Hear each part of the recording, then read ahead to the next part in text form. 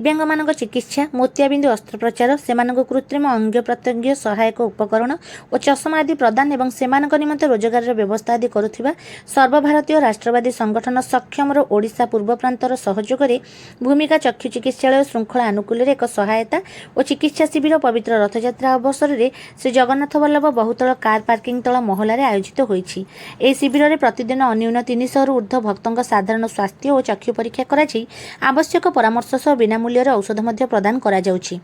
सक्षम पक्षर प्रदत्त आंबुलांस द्वारा भूमिकार अभिज्ञ चिकित्सक और पारामेडिकल स्टाफगण आहत और असुस्थ भक्तों को अधिक सहायता प्रदान करिपारुछन्ति।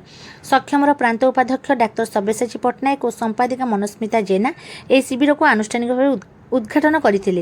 एही अवसर में सक्षमर पुरी जिला शाखार मार्गदर्शक सांबादिक नारायण दास, सभापति पद्मचरण महापात्र, उपसभानेत्री प्रियंका महापात्र, साधारण संपादक दिलीप मिश्र, कोषाध्यक्ष सुरेन्द्र कुमार महापात्र एवं महिला प्रकोष्ठ अध्यक्षा कमलिनी महापात्र समेत भूमिका चक्षु चिकित्सालय चक्षु विशेषज्ञ स्टाफ और स्वेच्छासेवीगण उपस्थित थिले।